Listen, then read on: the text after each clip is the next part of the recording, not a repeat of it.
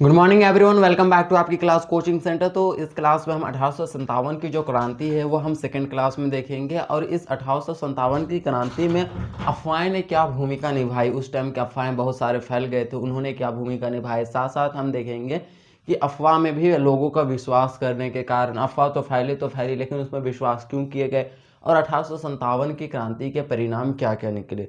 तो 1857 में जो क्रांति हुआ उसका क्या परिणाम निकले उसके बारे में समझेंगे एकदम इस क्लास में डिटेल से। यानी आपको अच्छे से समझना है तो आप कहीं नहीं जाइए, क्लास को अच्छे से करके अटेंड कीजिए और अपने पढ़ाई को बेहतर बनाइए। तो चलिए सबसे पहले आप नोट्स लिख लीजिए इसके 1857 की जो क्रांति की अफवाहें हैं ये सब। इधर तो हो चुका था, कारण हो चुके थे, 1857 की क्रांति के कारण देख चुके थे। हम देखते हैं कि 1857 की अफवाहें, 1857 की जो क्रांति हुई थी, अफवाह भी वहाँ में महत्वपूर्ण भूमिका निभाया था, जैसे कि भविष्यवाणियाँ और अफवाहें।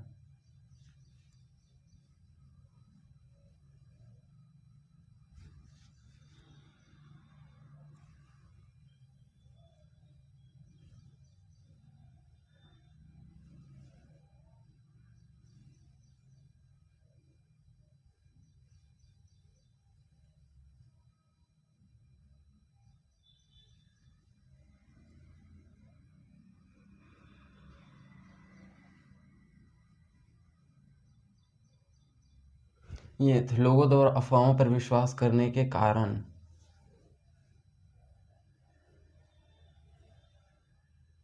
यहाँ तक है। फिर ये आपका टॉपिक है यहाँ से 1857 की जो क्रांति हुआ उसके परिणाम। तो ये आपके टॉपिक्स हो गए, ठीक है, इसे हेडलाइन दे दीजिएगा। ये आपके यहाँ तक ही लिखिएगा कि कारण क्या थे अफवाह पर विश्वास करने के।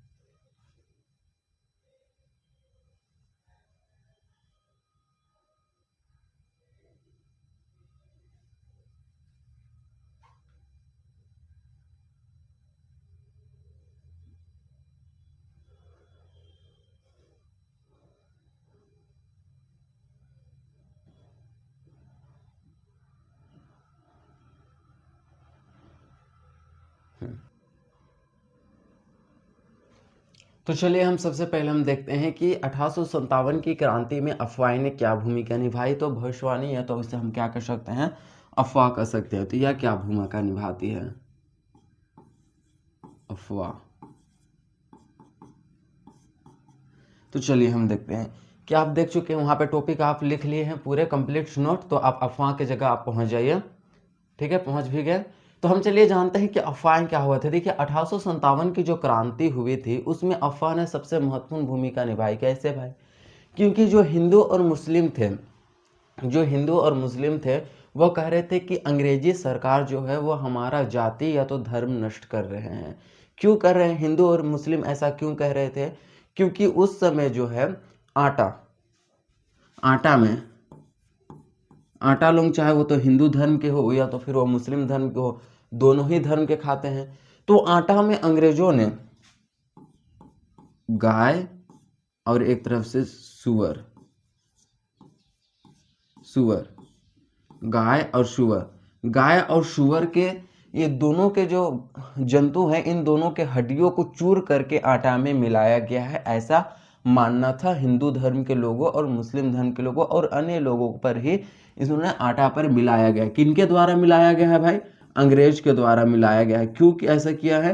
तो इनको कहते थे कि हमारा ये धर्म नष्ट करने वाले हैं, इसीलिए गाय और सुअर के हड्डियों को चूर करके आटा में मिलाए हैं। यह अफवाह जो है तेजी से फैलने लगे और सैनिक से लेकर के पूरे गांव शहर में यह अफवाह फैल गए और हर एक लोगों ने आटा को छूना बंद कर दिया कि नहीं भाई ये हमारा धर्म के प्रति विरोध है। हिंदू धर्म के लिए आ गया गाय और मुसलमान के लिए आ गया आपका सुअर। कि मुसलमान सुअर को एक तरह से अशुद्ध या तो अछूत मानते हैं और गाय हमारे धर्म यानी कि हिंदू या सनातन धर्म के पूजनीय माता माने जाते हैं, गाय माता माने जाते हैं। तो हम इस तरह से कैसे हिंदू धर्म के लोग कर सकते हैं? और एक तो मुसलमान लोग जो सुअर उनके लिए एक तरह से बहुत ही खराब माने जाते हैं। तो इसीलिए ये दोनों के मिक्स करके कहाँ पे आटा में मिलाते हैं, ऐसा उनका मानना था। हमारे देश के लोगों का, जिससे कि दोनों धर्म प्रभावित हो रहे थे। अब हमारे देश में मात्र दो चीज़ प्रभावित नहीं होने चाहिए, सब लूटे लूटे, लेकिन दो चीज़ हमारे देश में ना लूटने चाहिए, धर्म और जाति।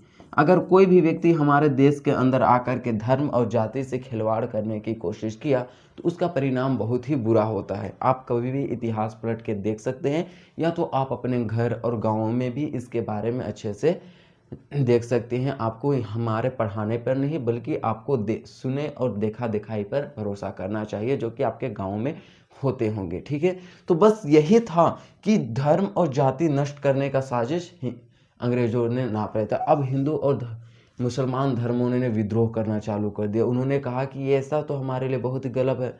तब हुआ क्या कि मेरठ से दिल्ली जा रही एक सेना, मेरठ से कहाँ पे दिल्ली के लिए निकल गई एक सेना जो थी, सेना की टुकड़ी जो थी, भारतीय सेना की टुकड़ी कहाँ निकल गई? दिल्ली निकल गई। कहाँ से? मेरठ से। मेरठ से दिल्ली निकल गई। दिल्ली क्यों जा रहे थे भाई? तो इसी घटना के बारे में दिल्ली में बैठे मुगल शासक, अंतिम मुगल शासक बहादुर शाह जाफर, या उसे ही बहादुर शाह द्वितीय कहते हैं, उन्हें बताने के लिए ये सेना जा रही थी दिल्ली कि जो अंग्रेज जो है हमारा धर्म नष्ट करना चाहते हैं, इन्होंने क्या क्या ये सारे किए हैं। देखिए कि आटा में ये सब कर दिया, हम कैसे हम अपना भोजन करें, कि हमें तो आजकल आटा छूने से भी एक तरह से डर लगता है कि कहीं ना कहीं इसमें भी तो नहीं मिलाए गए हैं। ये उनकी बात, और बात सही है। अगर ये ऐसा मिलाए जाते हैं तो हिंदू धर्म के भी लोग भी नष्ट हो रहे हैं और एक तरह मुसलमान धर्म भी नष्ट हो रहा है, ऐसा। लेकिन इससे सबसे बड़ी जो घटना है, इसके बाद वाली घटना जो कि हिला के रख देने वाली घटना थी, आपको पिछले क्लास में भी इसके बारे में बताए हैं। कैसे? कि आपको मंगल पांडे के बारे में बताए थे। ये भी एक प्रकार की अफवाह थी। मंगल पांडे को बताए थे, वो पानी लेकर के जा रहे थे। कहाँ पे जा रहे थे? मंगल पांडे एक जाति से ब्राह्मण थे, तो वो पानी लेकर के जा रहे थे, और लोटा लेकर के जो मंदिर उंदिर जा रहे थे, तो एक नीच जाति ने मंगल पांडे से पानी पीने के लिए मांग दिया, लेकिन ये मंगल पांडे ने है उन्हें पानी देने से इनकार कर दिया। क्यों इनकार कर दिया? यदि मैं तुमको पानी दूंगा तो मेरा जो पानी है वो अशुद्ध हो जाएगा, मेरा पूजा पाठ एक तरह से अशुद्ध हो जाएगा। तब उस नीच जाति ने कहा, नीच जाति ने कहा, अच्छा ठीक है, तुम मुझे पानी दे रहे हो, उससे तुम्हारा धर्म नष्ट हो रहा है, तो मैं भी देखता हूँ कि तुम अपने धर्म को कैसे बचाते हो।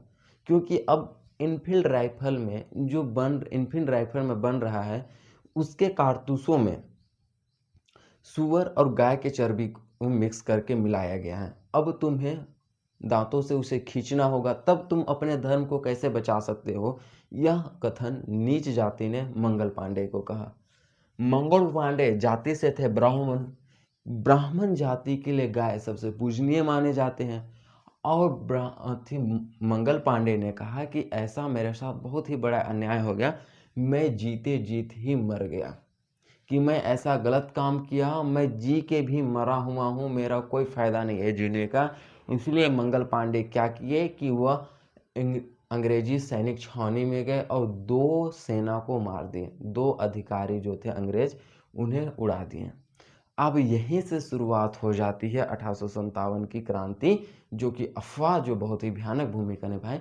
मंगल पांडे को फांसी दे दिया गया और 10 मई 1857 मेरठ से यह क्रांति चालू होता है, जिसमें अफवाहें देखिए कितनी ज़्यादा उन्होंने अफवाह बहुत ही भूमिका निभा रही थी। ठीक है, ये अफवाह भी बहुत ही ज़्यादा और बहुत ही महत्वपूर्ण भूमिका निभाते हैं 1857 की क्रांति में। अब हम देखेंगे कि अफवाहों पर विश्वास करने के कारण क्या थे। कोई ना कोई कारण तो होगा, लोगों ने ऐसे ही अफवाहों पर विश्वास कैसे कर सकते हैं? कोई ना कोई कारण होगा अफवाह पर विश्वास करने के। आपका कहना सही है कि अफवाह पर होगा, तो अफवाहों पर तो कारण होने चाहिए ना, कि आपको कोई भी बोल देगा तो आप विश्वास कर लेंगे। आप ही सोचिए, आप भी विश्वास नहीं करेंगे, मैं भी विश्वास नहीं करूंगा, तो उसके लिए कोई ना कोई ठोस कारण होना चाहिए। उसी समय भारत के गवर्नर जो थे Lord William Bentinck, Lord William Bentinck,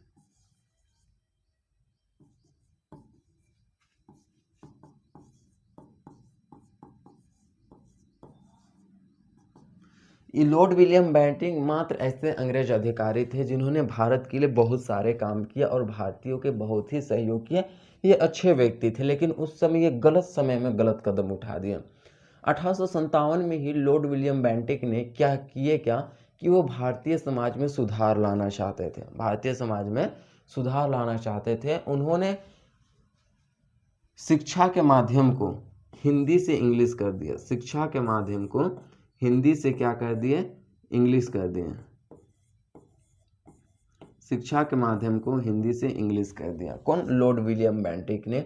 और बहुत सारे स्कूलें, यूनिवर्सिटी, अस्पताल, ये सारे चीज़ खोले गए 1857 ईस्वी में ही। 1857 के बाद कि ये सारे काम विलियम बेंटिक के द्वारा किया गया।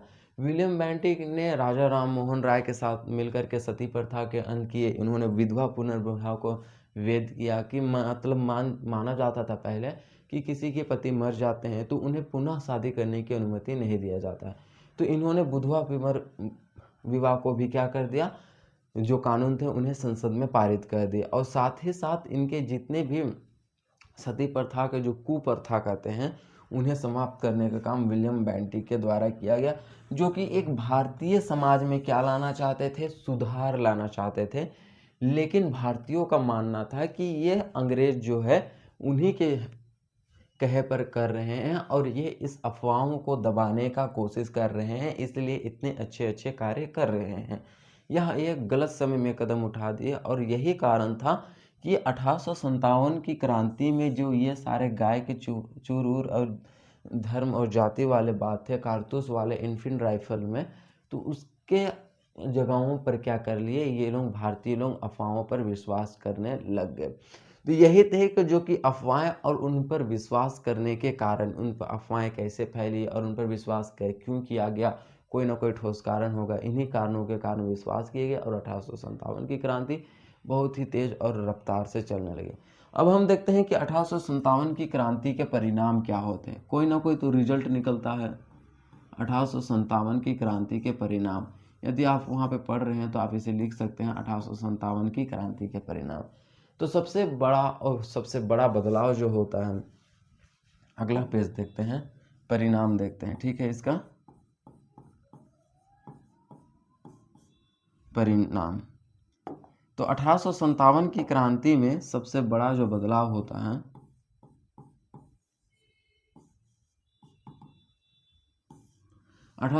की क्रांति में सबसे बड़ा बदलाव होता है, ब्रिटिश ईस्ट इंडिया कंपनी के पास जो भारत की शासन व्यवस्था थी वह समाप्त हो गए और अब भारत का शासन व्यवस्था सीधे इंग्लैंड के हाथों में चला गया, इंग्लैंड के राजा के हाथों में चल गया।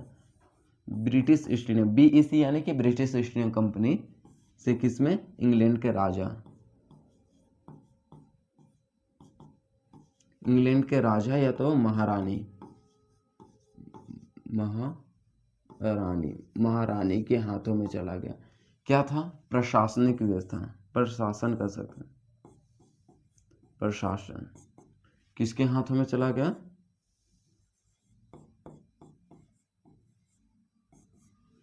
कि ब्रिटिश ईस्ट इंडिया कंपनी के पास जो प्रशासन थी वो समाप्त कर दिए गए और भारत की जो प्रशासन व्यवस्था कहाँ पे चल गए? इंग्लैंड के हाथों में चले गए। इंग्लैंड से ही हमारे देश के लिए नियम कानून अब बनने लगे और वहीं से बन करके आने लगे, जिन्हें चार्टर एक्ट भी कहा जाता है। इसी के लिए हम 1857 में जो क्रांति हुई थी उसे क्रांति कहते हैं, क्योंकि यहाँ पर ये बदलाव हमें देखने को मिला था। उसके बाद दूसरा परिणाम क्या हुआ कि पहले गवर्नर का पद हुआ करता था, जैसे कि अंतिम गवर्नर 1857 के समय जो गवर्नर थे वो हमारा लॉर्ड कैनिंग थे। लॉर्ड कैनिंग 1857 के समय के गवर्नर हुआ करते थे। और एक है अंतिम गवर्नर के बारे में पूछा जाता है, तो लॉर्ड कैनिंग 1857 के समय के गवर्नर हुआ करते थे, तो वो अंतिम गवर्नर थे। उन्हीं के समय गवर्नर के पद को क्या कर दिया गया? हटा दिया गया या ख़त्म कर दिया गया। गवर्नर के पद को लॉर्ड कैनिंग, जो लॉर्ड कैनिंग थे,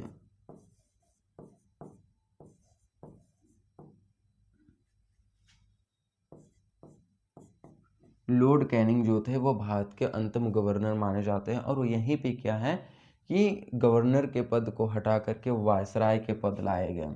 कौन सा पद लाया गया? वायसराय के पद लाया गया। वायसराय का पद लाया गया, जो कि गवर्नर के जैसा ही कार्य करता था वायसराय के पद। लेकिन वायसराय के पद में एक खासियत थी। पहला खासियत क्या था भाई? वायसराय के ऊपर था राज्य सचिव। राज्य सचिव हुआ, राज्य सचिव, राज्य सचिव वायसराय के ऊपर होते थे। जो भारतीयों की समस्या को वायसराय हैंडल नहीं कर सकता था, वो मुद्दा किसके पास जाता था? राज्य सचिव के पास जाता था, और उस मुद्दे को राज्य सचिव ही देखते हैं। राज्य सचिव से वो हैंडल नहीं होते थे, तो सबसे बड़ा जो मुद्दा सबसे ऊपर के पद होता था वह राजा के पास होता था। किसके पास होता था? सबसे बड़ा पद राजा के पास होता था। वह मुद्दा जो है वह डायरेक्ट राजा के पास जाता था, इन दोनों के पास से। तो इस प्रकार से भारत की शासन व्यवस्था 1857 की क्रांति होने के बाद हो गई। इसी के लिए एक तरह से 1857 में जो युद्ध हुआ उसे हम 1857 की क्रांति का नाम दिए। क्रांति मतलब बदलाव होना, और ये बहुत ही बड़ी बदलाव हमें 1857 ईस्वी में देखने को मिला था। ये थे हमारे परिणाम। उसके बाद देखते हैं कि जो व्यापार पर पहले प्रतिबंध लगाए गए थे, प्रतिबंध नहीं, एक तरह से बिक्री नहीं हो रहे थे, कि इंग्लैंड से ही वस्तु बनाए के भारत में लाए जा रहे थे और उन्हीं का वस्तु का बिक्री हो रहा था, और भारत के वस्तु का बिक्री नहीं हो रहा था। तो 1857 की क्रांति होने के बाद भारतीय वस्तुओं का भी बिक्री तेजी से होने लगा और विकास भी तेजी से होने लगा। और अंग्रेजों ने फूट डालो और शासन करो की नीति 1857 की क्रांति के बाद ही अपनाई। यही थे हमारे 1857 की क्रांति के क्या परिणाम। इतने सारे आप परिणाम के बारे में भी अच्छे तरीके से जान सकते। तो आप 12th क्लास में पहुंच गए, 12th क्लास का पढ़ाई कर रहे हैं, यानी कि आपको हर एक छोटे से छोटे चीज में अच्छे से और डिटेल से समझना है, क्योंकि हर एक टॉपिक को आपको क्लियरिटी होनी चाहिए, साथ ही साथ में उसको आपको अच्छे से समझना चाहिए। हम यहाँ पढ़ाए और आपको समझ में ना आए तो कोई फायदा नहीं मेरा पढ़ाने का, ठीक है। तो आपको क्या इतने सारे चीजें आपको समझ में आ गए। हमने क्या क्या देखा वो देखते हैं। सबसे पहला तो हम लोग का था कि 1857 की अफवाहें, कि अफवाहें ने 1857 की क्रांति में क्या भूमिका निभाई। 1857 की क्रांति में विश्वास करने के कारण क्या थे, ये देखे। उसके बाद नेक्स्ट टॉपिक में देखें कि परिणाम क्या क्या हुआ, कि परिणाम क्या क्या निकल के आते हैं 1857 की क्रांति का, ठीक है। तो नेक्स्ट क्लास में हम इससे आगे चलेंगे। आज यहीं तक रुकते हैं, और यहाँ तक आपको बहुत सी अच्छे से समझ आ गए होंगे। तो नेक्स्ट क्लास में हम आपके अवध, बरेली, ये सब के बारे में डिटेल से समझेंगे कि वहाँ किस तरह से ये क्रांति हुई, कैसे फैली, और किस तरह ने उस जगह किन किन लोगों ने यह भूमिका निभाई। तो नेक्स्ट क्लास में हम फिर मिलते हैं। धन्यवाद।